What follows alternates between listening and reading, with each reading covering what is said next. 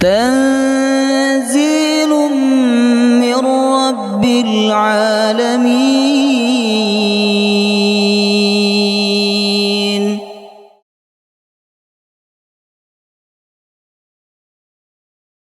يا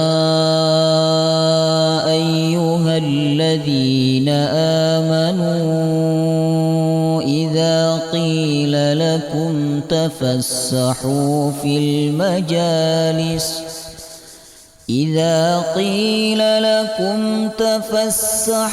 في المجالس فافسحوا يفسح الله لكم وإذا قيل انشزوا فانشزوا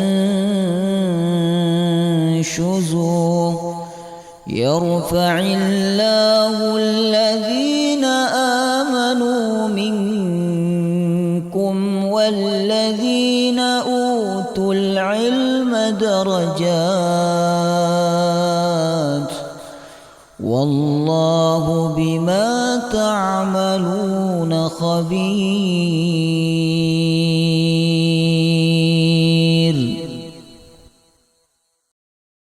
Wajib bersyukur kepada Allah Subhanahu wa taala karena sebuah kenikmatan yang besar, hadirin, ketika Allah menggerakkan dan membimbing kita untuk melakukan amal soleh. Itu tanda Allah sayang kepada kita, tanda Allah cinta kepada kita semua. Rasulullah SAW bersabda, "Idza aradallahu bi'abdihi khairan ista'malahu." Apabila Allah menghendaki kebaikan untuk hambanya, maka Allah akan membuat dia beramal. Oleh karena itu, jangan kita mengira, jangan kita menyangka bahwa nikmat itu ketika kita mendapatkan rezeki, ketika kita mendapatkan harta, kedudukan, bisa bangun rumah yang besar. Jangan mengira hanya itu kenikmatan. Sesungguhnya ada kenikmatan yang lebih besar, lebih agung daripada itu, yaitu kenikmatan ketika kita dibimbing oleh Allah untuk melakukan amal soleh. Apa gunanya harta yang banyak kalau kita tidak bersemangat melakukan amal soleh? Apa gunanya kedudukan yang tinggi bila kita tidak melakukan takwa, kebaikan-kebaikan kepada Allah Subhanahu wa taala? Semua akan sia-sia bila kita tidak dekat kepada Allah. Semoga kita selalu dibimbing oleh Allah di jalan amal soleh sampai kita menghadap kepadanya. Amin ya rabbal alamin. Hadirin hadirat yang dirahmati oleh Allah, salah satu nikmat terbesar dalam hidup ini adalah nikmat ketenangan. Nikmat apa? Ketenangan jiwa atau ketenangan hati. Itu nikmat yang besar, jemaah rahimakumullah. Karena kenapa nikmat ini nikmat yang paling besar, bahkan termasuk salah satu nikmat yang paling agung dalam hidup ini? Sebab rumah yang besar, harta yang banyak itu seakan-akan tidak ada nilainya ketika hidup seseorang tidak tenang. Jemaah rahimakumullah. Ya, ketika hati seseorang menjadi sempit, menjadi susah, menjadi berat, ya.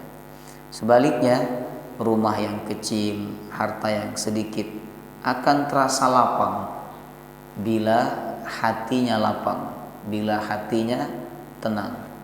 Oleh karena itu, Rasulullah SAW mengatakan bahwa siapa yang mendapatkan nikmat ini, nikmat ketenangan hati, ketenangan jiwa, berarti dunia telah dibentangkan kepadanya. Nabi bersabda dalam hadis riwayat Imam At-Tirmizi, "Man asbaha minkum mu'afan fi jasadihi, indahu qutu yaumihi, aminan fi sirbihi, mu'afan fi jasadihi, indahu qutu yaumihi, faka'annama hizat lahud dunya. Siapa yang masuk di waktu pagi, sekarang pagi, Sabtu pagi, kemudian Nabi mengatakan ketika dia berada di waktu pagi, dia dalam keadaan aminan fi sirbihi, aman, damai, tenang dirinya, mu'afan fi jasadihi, sehat badannya, indahu qutu yaumihi, makan untuk hari itu ada di sisinya, faka'annama hizat lahud dunya, maka seakan-akan dunia telah dibentangkan kepadanya. Subhanallah. Jadi kalau hari ini Bapak Ibu kita tenang, badan sehat, makan untuk hari ini cukup, udah ada. Seandainya kita nggak kerja hari ini, kita sudah bisa makan untuk hari ini aja. Apa kata Nabi? Faka'annama hizat lahud dunya, seakan-akan dunia itu dibentangkan kepada kita. Jemaah rahimakumullah. Jadi kita hari ini orang yang paling kaya, orang yang paling banyak hartanya, apabila kita tenang, badan kita sehat, dan makan untuk kita hari ini cukup.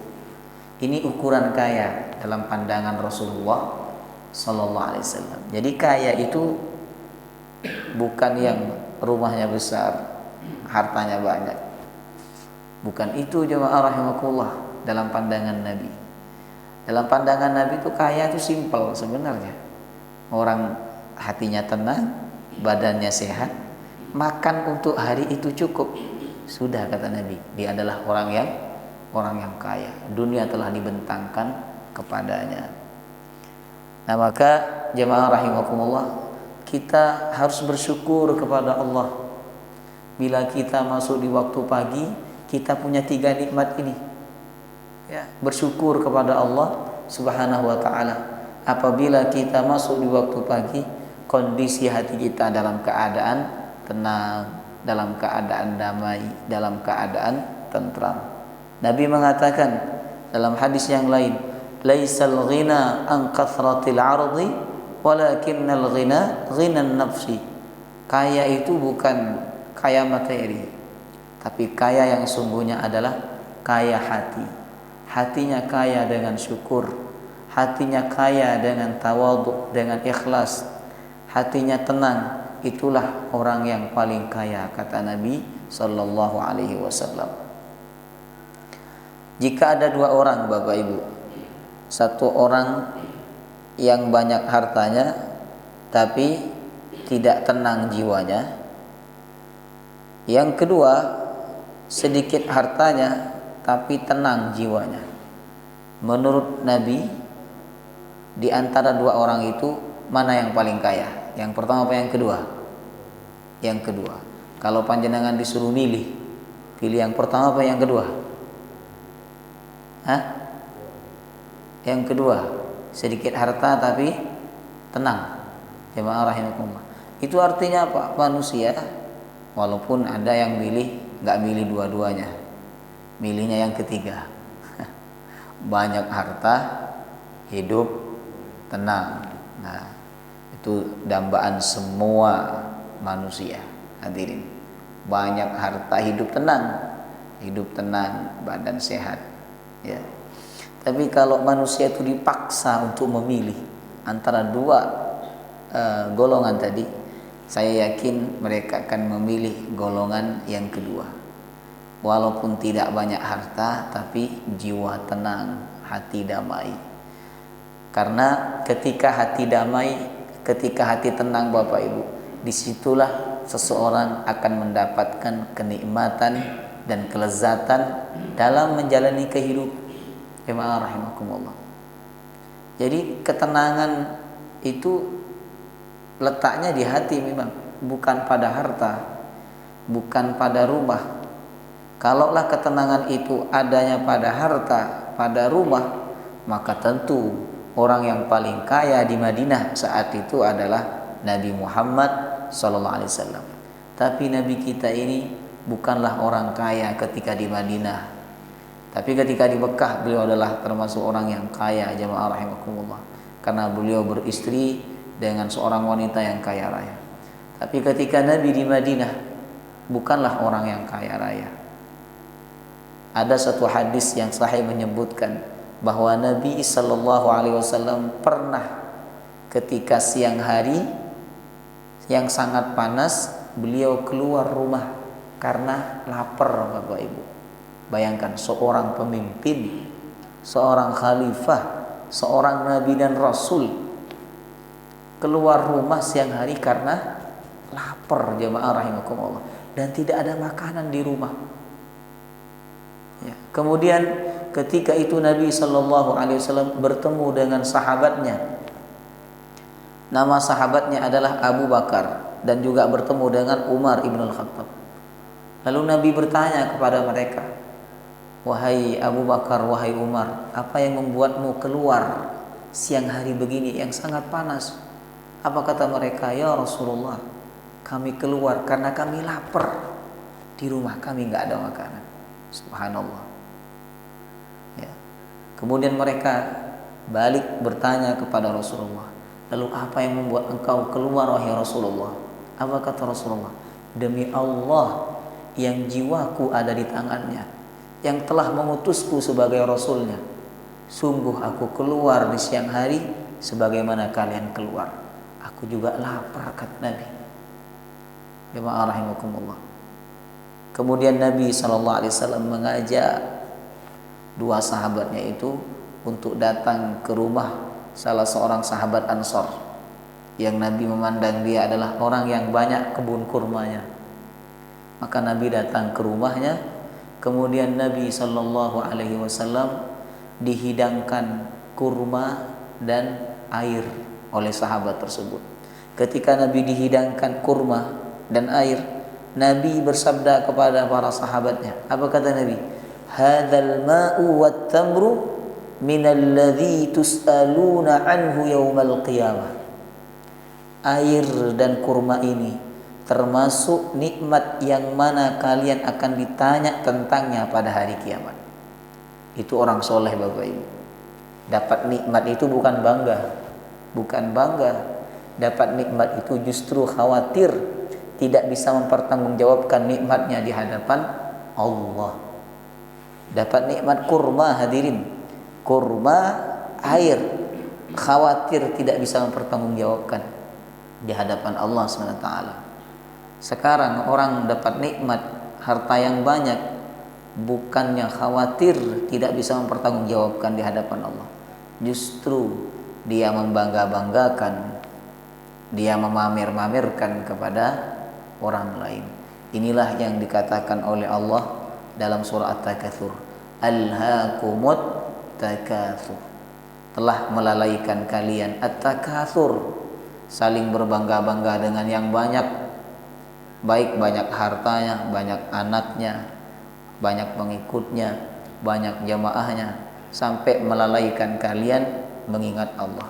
Lalu di ujung surat itu, ayat yang terakhir, Allah mengatakan, "Tsumma latus'alunna yauma idzin 'anin na'im." Kelak kalian akan ditanya tentang nikmat-nikmat yang diberikan kepada kalian pada hari kiamat. Disoal oleh Allah. Makanya ulama-ulama, orang-orang soleh itu amat sangat takut kepada Allah kalau mereka ditakdirkan oleh Allah dapat nikmat yang banyak, Bapak Ibu. Takut mereka. Ya. Nah, maka hadis tadi, hadirin, menunjukkan bahwa Nabi kita sallallahu alaihi wasallam itu bukanlah orang yang kaya ketika di Madinah, karena Nabi pernah keluar rumah dalam keadaan perutnya lapar dan tidak ada makanan di dalam rumah. Maka jika ketenangan itu memang ada pada harta, tentu orang yang paling kaya di Madinah adalah Nabi sallallahu alaihi wasallam. Ya. Ketenangan itu bukan ada pada harta, tapi ketenangan itu ketika hati kita dekat kepada Allah Subhanahu wa taala. Lalu Ketenangan itu tidak bisa dibeli dengan harta, tidak bisa dibeli dengan pengikut, tidak bisa dibeli dengan rumah yang besar, enggak bisa. Ya. Lalu apa saja yang harus kita lakukan jika kita sebagai muslim ingin meraih ketenangan jiwa, Bapak Ibu? Apa yang mesti kita lakukan? Hadirin hadirat jamaah rahimakumullah. Kalau kita ingin apa? Ketenangan jiwa. Nah, tentu kita semuanya menginginkan ya, mau orang biasa, orang luar biasa, siapapun dia, pasti dia menginginkan ketenangan jiwa, ketenangan hidup, jamaah rahimakumullah.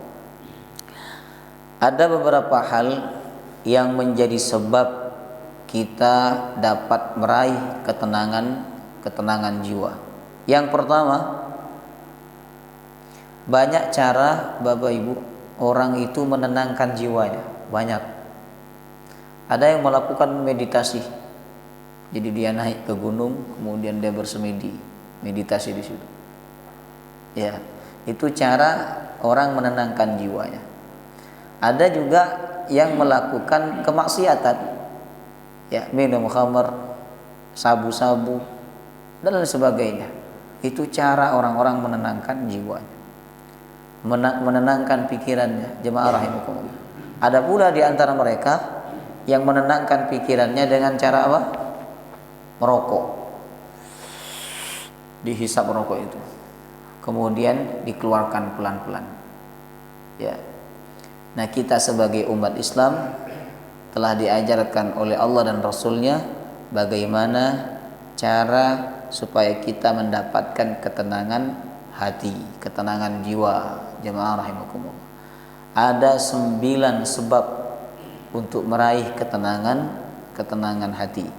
Yang pertama, Bapak Ibu, berdoa memohon kepada Allah ketenangan hati. Ad-du'a'u li talabit tuma'ninah. Berdoa memohon kepada Allah apa? Ketenangan jiwa, ketenangan hati. Karena hati manusia itu berada di tangan Allah, kata Nabi. Allah membolak-balikkan kapan saja yang Allah kehendaki.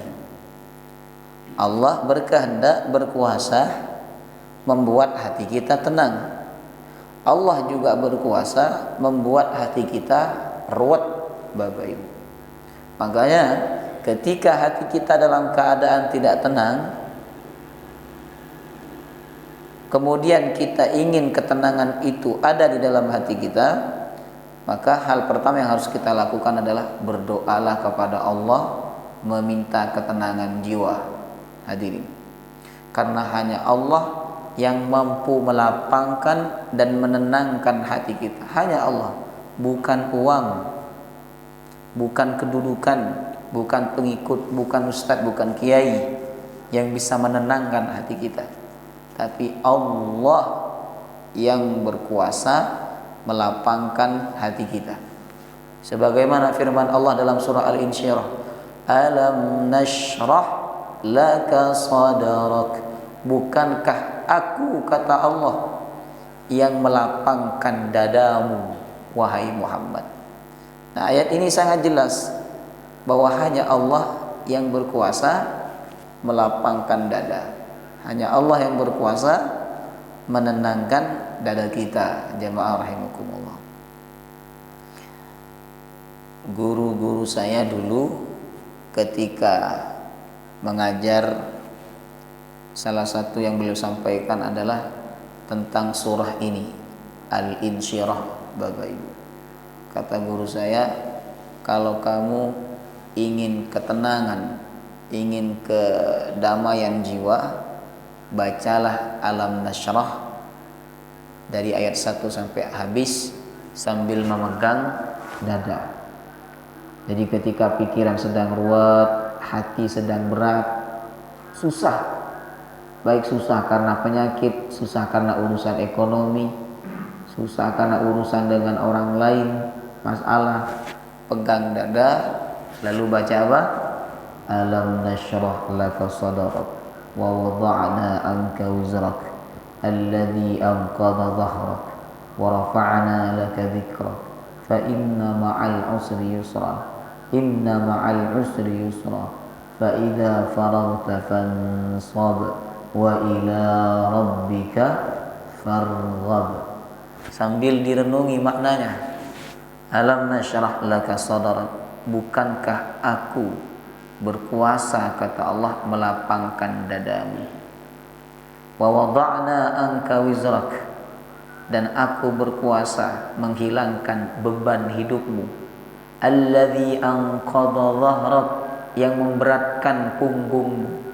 Wa rafa'na laka dzikrak, dan aku, kata Allah, berkuasa mengangkat namamu, membuat kamu sukses, membuat kamu berhasil. Fa inna ma'al usri yusra, sungguh bersama kesulitan ada banyak kemudahan. Inna ma'al usri yusra, bersama kesulitan ada banyak kemudahan. Yakinlah setelah kesulitan ini aku akan memberikan kemudahan-kemudahan kepadamu, asalkan kamu sabar. Fa idza faraghta fansab, apabila kamu dalam keadaan senggang, segeralah beramal, beribadah kepada Allah. Wa ila rabbika farghab, dan berharaplah kepada Tuhan. Jangan putus asa berharap kepada Allah Subhanahu wa taala. Nah, baca sambil pegang dada dan renungkan maknanya. Jemaah rahimakumullah. Kemudian ada satu doa dari Allah, langsung ya, dari Allah, yang mana doa ini meminta kepada Allah kelapangan jiwa, yaitu doanya Nabi Musa alaihissalam ketika hendak berdakwah kepada Fir'aun. Jadi waktu Allah nyuruh Nabi Musa berdakwah kepada Fir'aun, Nabi Musa merasa berat, susah hati, karena Fir'aun itu susah dibilangin, merasa dirinya sebagai Tuhan. Makanya ketika hendak berdakwah kepada Fir'aun, Nabi Musa alaihissalam berdoa, Rabbi syrah li sadri wa yassir li amri wahlul 'uqdatam min lisani yafqahu qawli. Yang intinya, Bapak Ibu, kalau panjenengan meminta kelapangan dada dan kemudahan urusan, cukup baca dua ayatnya saja. Rabbi syrah li sadri wa yassir li amri. Sampun, habis itu aja. Rabbi syrah li sadri wa yassir li amri. Nah, jadi hadirin jemaah rahimakumullah, bila kita ingin ketenangan hati, pertama memohonlah kepada Allah ketenangan hati. Kemudian yang kedua, sebab yang kedua adalah zikrullah, mengingat Allah. Kalau kita ingat kawan, belum tentu kawan itu menenangkan, karena banyak kawan yang bikin hidup kita ruwet. Ingat pasangan juga begitu. Ingat harta tambah ruwet panjenengan. Dan kalau ingat harta tambah ruwet. Ya. Tapi kalau ingat Allah, maka ketenangan akan datang di dalam hati kita. Ini sebagaimana firman Allah dalam surah Ar-Ra'd ayat 28. Alladzina amanu wa tatma'innu qulubuhum bidzikrillah. Ala bidzikrillahi tatma'innul qulub. Orang beriman yang hatinya tenang dengan mengingat Allah. Ketahuilah, dengan mengingat Allah hati menjadi tenang. Ingat Allah Bapak Ibu, hati akan menjadi tenang. Kenapa ketika kita ingat Allah hati kita menjadi tenang? Hati orang mukmin menjadi tenang karena saat itu Allah mengingat dia. Sebagaimana firman Allah, fadhkuruni adzkurkum. Ingatlah aku akan ingat kalian. Jadi kalau kita ingat Allah, garansinya Allah ingat kita. Kalau Allah ingat kita, enggak mungkin Allah hanya mengingat kita, tapi Allah akan menolong, Allah akan melapangkan hati kita. Jemaah rahimakumullah. Ya. Kemudian Mengingat Allah itu banyak sekali bentuknya. Bisa menyebut nama Allah, asma Allah. Allahu Akbar, la ilaha illallah, la haula wa la quwata illa billah. Tidak ada daya dan kekuatan kecuali milik Allah Subhanahu wa taala. Dengan menyebut nama Allah itu bisa membuat hati kita tenang, Bapak Ibu. Karena nama Allah mengandung keberkahan. Ya, mengandung keberkahan. Kemudian mengingat Allah juga bisa mengingat kebesaran, kehebatan dan keagungan Allah. Kita perlu lihat pantai supaya hati kita tenang. Karena dengan melihat pantai itu, melihat lautan, samudera, ya, kita kemudian ingat betapa agungnya Allah, betapa hebatnya Allah. Jika Allah berkuasa menciptakan lautan yang luas ini, Allah juga berkuasa untuk melapangkan hati saya. Jika Allah berkuasa menurunkan hujan, mendatangkan matahari, maka Allah juga berkuasa mendatangkan ketenangan ke dalam hati saya. Jadi ingat kebesaran Allah bikin hati tenang, Bapak Ibu. Kemudian termasuk juga dalam kategori zikrullah, yaitu membaca Al-Quran. Baca Quran itu salah satu obatnya hati adalah baca Al-Quran dengan maknanya. Nah, tapi dari sekian banyak zikir kepada Allah, zikir yang paling besar, zikir yang paling agung, kalau kita betul-betul berzikir dengan zikir ini, pasti hati kita tenang dan pasti kita akan mendapatkan kelezatan dalam hidup. Zikir apa itu? Yaitu adalah salat, Bapak Ibu. Itu zikir yang paling besar. Allah mengatakan, "Innas salata tanha 'anil fahsya'i wal munkar wa la dzikrullahi akbar." Biasanya dibaca oleh khatib-khatib ini. Innas salata tanha 'anil fahsya'i wal munkar wa la dzikrullahi akbar. Sesungguhnya salat itu dapat mencegah perbuatan keji dan mungkar, dan sesungguhnya salat itu zikir kepada Allah yang paling besar.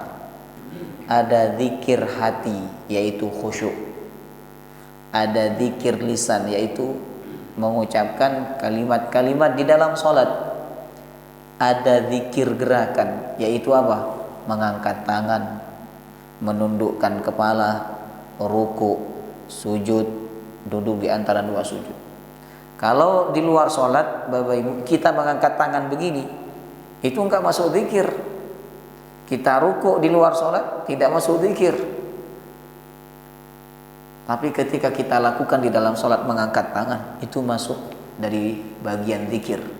Karena mengangkat tangan, menundukkan kepala, ruku, sujud itu bagian daripada zikir, yaitu beribadah mengagungkan Allah Subhanahu wa taala. Makanya salat dikatakan zikrullahi akbar. Zikir kepada Allah yang paling besar, hadirin.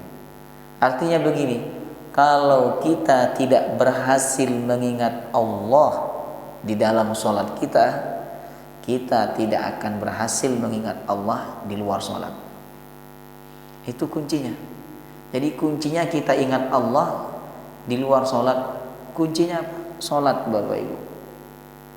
Kalau kita sholat lalu ingat Allah saat kita sholat, khusyuk, hadirin, maka di luar sholat kita akan mudah untuk mengingat Allah. Karena kuncinya ada di sholat. Tapi ketika kita sholat tidak ingat Allah, justru ingat-ingat yang lainnya yang tidak ada kaitannya dengan sholat, jamaah rahimakumullah, berarti di luar sholat kita akan susah untuk ingat Allah Subhanahu wa ta'ala. Apalagi orang yang tidak sholat, Bapak Ibu. Makanya sholat itu kalau dilakukan dengan benar, dengan sungguh-sungguh, akan ada ketenangan, kebahagiaan dan kedamaian dalam kehidupan kita. Oleh karena itu Nabi SAW ketika beliau ditimpa urusan yang berat, apa yang beliau lakukan? Kata sahabat, sholat. Beliau sholat, Bapak Ibu. Ambil air wudhu, gelar sajadah, kemudian sujud kepada Allah, sholat. akan ada ketenangan dan solusi untuk hidup kita. Ya ayyuhalladzina amanu sta'inu bis sabri was salah. Bahkan dikatakan dalam hadis yang sahih bahwa tidak ada kondisi yang paling menyenangkan dan mengembirakan Nabi Muhammad melebihi kondisi ketika beliau sholat. Subhanallah. Kita bahagia kalau lagi apa? Hah? Kita ini bahagia kalau lagi apa? Lagi apa? Rata-rata kan kita bahagia kalau lagi sehat. Kemudian kita bahagia kalau lagi dapat duit, tender bisnisnya berhasil. Jemaah rahimakumullah. Tapi beda dengan Nabi Muhammad. Nabi Muhammad itu amat sangat bahagia ketika dalam keadaan sholat, Bapak Ibu. Dan itu ada sejarahnya. Jadi waktu Nabi Isra dan Mi'raj, ya, Nabi Shallallahu Alaihi Wasallam naik ke langit bertemu dengan Allah, lalu Nabi berdialog dengan Allah, Nabi dekat dengan Allah, dekat banget dengan Allah. Dekat dengan kekasih itu nikmat luar biasa. Hadirin, nikmat. Waktu yang panjang tidak terasa. Bahkan sakit pun juga bisa tidak terasa ketika seseorang dekat dengan kekasihnya. Dan kekasih seluruh manusia adalah Allah Subhanahu wa taala. Nah, waktu itu Bapak Ibu, Nabi tidak mau turun ke bumi. Sebab Nabi sudah merasakan betapa nikmatnya dekat dengan Allah. Maka Allah mengatakan, wahai Muhammad, turunlah engkau ke bumi karena tugasmu belum selesai. Kemudian Allah mengatakan, ketenangan dan kebahagiaan yang kamu dapatkan saat ini karena dekat denganku, aku akan ganti dengan sholat, kata Allah. Makanya selepas Isra dan Mi'raj, Nabi diperintahkan apa? Sholat, Bapak Ibu. Lalu Nabi mengatakan, wa ju'ilat qurratu 'aini li fis shalah. Allah menjadikan kebahagiaan bagiku di dalam sholat. Ya. Panjenengan kalau sholat bahagia napa mboten? Bahagia. Alhamdulillah. Berarti kalau kita belum bahagia, masih merasa, masih pengen cepat-cepat selesai sholat, Bapak Ibu, itu artinya apa? Kita masih belum mendapatkan kelezatan, kenikmatan di dalam sholat, menghadap dan bertemu dengan sang kekasih, yaitu Allah Subhanahu wa ta'ala. Nabi itu udah saking nikmatnya di dalam sholat, sampai ketika Nabi sholat malam, kakinya pecah-pecah, jadi darahnya turun ke kaki, kemudian kakinya pecah-pecah, jemaah rahimakumullah, karena terlalu lama berdiri. Coba bayangkan, kita aja berdiri sebentar itu udah kesemutan dan sebagainya. Tapi Nabi SAW, ya, saking nikmatnya sehingga rasa sakit itu seakan-akan tidak ada pada beliau. Subhanallah. Nah, makanya sholat kalau kita lakukan dengan benar akan mendatangkan kebahagiaan dan ketenangan dalam hati kita. Belajarlah memperbaiki kualitas sholat kita. Belajar Bapak Ibu memperbaiki. Masa sholat udah 60 tahun, ada yang sholat sudah 40 tahun, ya, tapi kualitasnya masih begitu-begitu aja. Tidak ada peningkatan kekhusyuan, tidak ada peningkatan kenyamanan di dalam sholatnya. Maka zikir kepada Allah bisa mendatangkan ketenangan hati, ya. Kemudian yang ketiga, bila kita ingin mendapatkan ketenangan hati, kata Nabi, tarkul ma'siyah, tinggalkan perbuatan dosa, tinggalkan perbuatan maksiat, karena maksiat itu bikin hati nggak tenang. Hadirin, bikin hati nggak tenang itu maksiat. Nabi mengatakan dalam hadis yang sahih, fa innal khaira tuma'ninatun wa inna syarra ribatun. Kebaikan itu menenangkan hati, sedangkan keburukan itu ribah, membuat hati tidak tenang. Kalau kita merasa pikiran kita ruwet, hati kita nggak tenang, coba panjenengan evaluasi. Kita evaluasi Bapak Ibu. Adakah maksiat yang kita lakukan di hari itu atau di hari-hari kemarin yang kita belum bertaubat kepada Allah Subhanahu wa taala? Karena maksiatlah yang bikin hati tidak tenang, hadirin. Ya. Jadi bukankah ada orang yang bermaksiat tapi tenang? Enggak ada. Kalaupun ada itu tenangnya ketika bermaksiat aja. Tapi setelah itu hatinya dirundung rasa takut, tidak tenang, ya, hadirin. Tidak ada ketenangan pikiran saat bermaksiat kepada Allah. Itu enggak ada, Bapak Ibu. Nah, jadi ingat, tidak ada ketenangan dan kebahagiaan di dalam dosa dan maksiat itu enggak ada. Karena hakikatnya maksiat itu bikin hati tidak tenang. Karena begini, hati fitrah manusia itu kan tidak suka kepada keburukan. Ketika dia melakukan keburukan atas dorongan hawa nafsunya, maka hatinya berontak, hatinya tidak tenang. Ya. Nah, maksiat atau dosa itu ada dua sifatnya. Ada yang sifatnya syahwat, yaitu syahwat seperti berzina, memandang pemandangan yang haram untuk dilihat, ya. Itu bagian daripada maksiat yang sering dilakukan oleh manusia. Nah, ini bisa bikin hati tidak tenang. Atau ada juga dosa itu yang bersifat perut, Bapak Ibu. Harta, rezeki yang tidak halal itu enggak bakal bikin hati tenang, hadirin. Ya. Tanya orang-orang kaya tapi sumber rezekinya tidak halal, hasil korupsi. Apa yang terjadi? Anaknya kena narkoba, punya masalah ini. Jadi ada saja yang bikin hidupnya enggak tenang. Dan Allah sengaja membuat itu supaya dia sadar, bahwa ada rizki yang tidak halal di rumahnya yang masuk ke dalam perut dirinya dan perut anak-anaknya. Cuman terkadang Bapak Ibu, ada orang itu rizkinya nggak halal, rizkinya haram, tapi hidupnya aman-aman aja, sehat, anaknya. Nah, itu lebih membahayakan. Karena itu masuk dalam kategori istidraj, dibiarkan sama Allah, ditenangkan. Ibarat orang itu dibiarkan jadi RT, RW, mari RW apa? Lurah, habis lurah camat, terus tapi nggak sholat dia, banyak korupsi dia, cuma tetap jadi terus. Mari camat, wali kota, ya, habis wali kota apa? Wakil presiden, calon wakil presiden. Jadi habis wali kota langsung calon wakil, ya, enggak. Habis wali kota gubernur, habis gubernur. Tapi dia enggak sholat, jamaah rahimakumullah, enggak sholat. Bahkan dalam memimpin dia banyak melakukan keburukan, ya. Tapi tetap aja jadi terus. Hati-hati, itu namanya istidraj. Jadi sengaja dinaikkan, dibiarkan naik oleh Allah sampai ke puncaknya, nanti baru dijatuhkan oleh Allah. Nauzubillah min dzalik.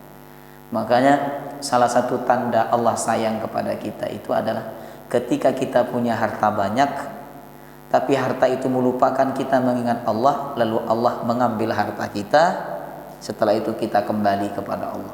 Itu tanda Allah sayang. Jadi kadang orang sakit itu harus disuntik, Bapak Ibu, supaya sakitnya sembuh. Nah, dalam hidup ini ada suntikan-suntikan supaya kita sembuh dari lalai mengingat Allah, menjadi ingat Allah Subhanahu wa ta'ala. Maka kemaksiatan itu tidak akan mendatangkan ketenangan, jemaah rahimakumullah. Oleh karena itu, bila kita ingin hidup yang tenang, hati yang damai, tinggalkan perbuatan maksiat. Ya, sebisa mungkin kita tinggalkan perbuatan maksiat. Kemudian yang keempat, sebab yang bikin hati tenang adalah al-ihsanu, selalu berbuat kebaikan. Karena kebaikan itu bikin hati tenang. Kalau kemaksiatan bikin hati nggak tenang, maka kebaikan bikin hati tenang, Bapak Ibu. Nabi mengatakan fa innal khaira tuma'ninatun. Kebaikan itu tuma'ninah, bikin hati tuma'ninah, bikin hati tenang, hadirin. Dan kebaikan yang paling cepat membuat hati kita tenang, hidup kita lapang adalah sedekah. Itu paling cepat bikin hati kita lapang. Makanya Nabi mengibaratkan orang yang bersedekah itu seperti memakai baju yang longgar. Tapi orang yang pelit seperti memakai baju yang sempit. Cobalah kalau bacanya nggak percaya, coba pelit 1 bulan aja, 1 bulan nggak usah bersedekah, nggak usah berinfak, pelit kepada istri, pelit kepada anak-anak, apa yang terjadi? Akan ada kesempitan di dalam kehidupan panjenengan. Tapi ketika panjenengan melepaskan hartanya untuk sedekah, dilepaskan hartanya untuk berinfak, ya, disitulah akan ada ketenangan, Bapak Ibu. Ya, makanya kalau hati ruwet, hati berat, hati susah, salah satu cara untuk mengobatinya adalah dengan apa? Sedekah. Ada seorang sahabat datang ke Rasulullah, "Ya Rasulullah, hatiku sangat susah, sangat berat dan keras. Aku susah dinasihati. Kalau ada orang menasihatiku, aku marah." Apa kata Nabi? "Bila engkau ingin melapangkan dan melembutkan hatimu, beri makanlah orang miskin dan usaplah kepala anak yatim." Kasih makan orang miskin. Yang kedua apa? Usap kepala anak yatim. Tapi jangan diusap aja. Diusap aja panjenengan nanti. Maksudnya disantuni. Kalau diusap aja bisa tipis nanti kepala anak yatim itu. Ya, disantuni. Jadi sedekah itu bikin hati kita lembut, Bapak Ibu, bikin hati kita tenang. Makanya kalau nggak ada apa-apa kok pikiran ruwet, suka marah-marah, itu mungkin kita udah lama nggak bersedekah. Hadirin, ambil harta sedekah, insya Allah Allah akan lapangkan hati kita. Kemudian yang kelima yang bikin hati tenang adalah hudurun fi majlisil ilmi, hadir di dalam majelis ilmu. Ada hadisnya riwayat Imam Muslim, tidaklah manusia itu berkumpul di rumah Allah membaca Al-Quran, memahami hadis-hadis Nabi, kecuali Allah akan menurunkan ketenangan, memberikan rahmat, menjaga hidupnya dan menyebutnya di hadapan para malaikatnya. Jadi salah satu keutamaan majelis ini adalah Allah turunkan ketenangan. Saking tenangnya kadang sampai tidur. Itu bukti bahwa majelis ilmu itu menenangkan, hadirin. Tenang. Ada orang nggak bisa tidur di rumah tapi bisa tidur di dalam majelis ilmu. Ada. Jadi belum 5 menit ngaji sudah tidur. Itu artinya apa? Majelis ilmu itu bikin hati dan pikiran tenang. Nah, makanya panjenengan kalau susah tidur di rumah, datang ke majelis ilmu. Dapat 5 menit tidur. Nah, apalagi kalau khutbah Jumat itu bukti bahwa majelis ilmu itu bikin tenang, ya. Belum sampai 5 menit khatibnya menyampaikan khutbah, jemaahnya udah pada tidur. Kalau saya khutbah Jumat, Bapak Ibu, yang saya lihat itu adalah orang-orang tidur semua. Tidur. Lihat ke kanan orang tidur. Di depan khatib tidur. Ya, kalau pengajian masih mending. Pengajian itu karena kadang diajak ngobrol oleh ustadznya. Ya. Ini di depan khatibnya tidur, muadzinnya tidur. Ya. Jemaah rahimakumullah. Tapi ketika khatibnya berdoa, Allahumma ighfir lil muslim, langsung bangun. Otomatis itu, enggak ada yang bangunin, langsung bangun. Itu sudah otomatis. Pokoknya ada doa Allahumma ighfir lil muslimin wal muslimat wal mu'min, langsung bangun semua. Ya. Nanti setelah Jumat lapar, jadi makan habis tidur. Nah, maka hadir dalam majelis ilmu. Kenapa di dalam majelis ini ada ketenangan? Karena Allah nurunkan rahmat, Bapak Ibu. Kemudian Al-Quran dibacakan, hadis-hadis Nabi dibacakan. Itulah yang bikin hati tenang. Ya. Kemudian yang keenam yang bikin hati kita tenang adalah husnudzon billah, berbaik sangka kepada Allah. Yakin Allah berkuasa menghilangkan masalah kita. Yakin Allah berkuasa mendatangkan solusi dalam kehidupan kita. Yakin. Tawakal kepada Allah. Yang penting kita berusaha, kita berdoa, selebihnya tawakal, husnudzon kepada Allah. Yakin Allah akan menyelesaikan masalah kita, Allah akan menyelesaikan kesulitan kita. Yang ketujuh, termasuk sebab yang mendatangkan ketenangan adalah as-sarahah, berterus terang, maksudnya jujur. Itu bikin tenang. Likulli sarahatin raha, kata ulama. Setiap keterus terangan ada ketenangan.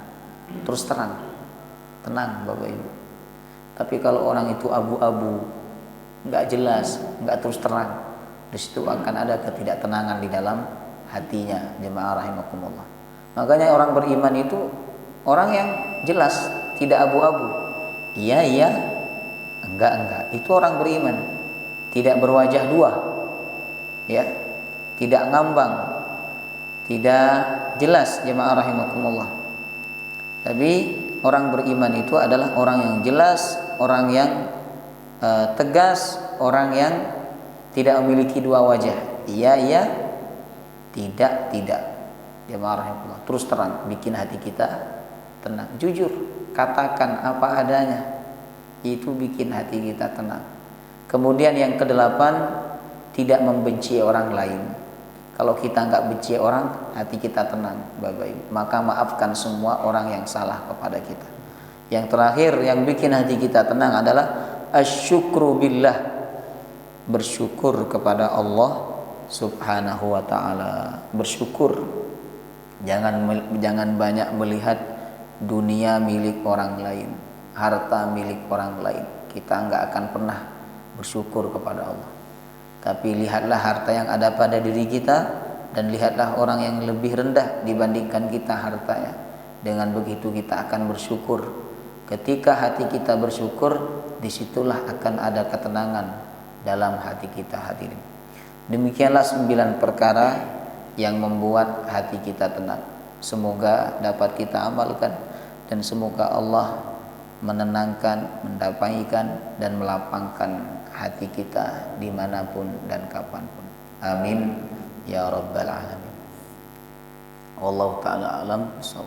Semoga bermanfaat, dan semoga apa yang kita pelajari ini menambah iman dan takwa kita kepada Allah Subhanahu wa ta'ala. Amin ya rabbal alamin. Subhanakallahumma wa bihamdika asyhadu an la ilaha illa anta astaghfiruka wa atubu ilaik. Wassalamu alaikum warahmatullahi wabarakatuh.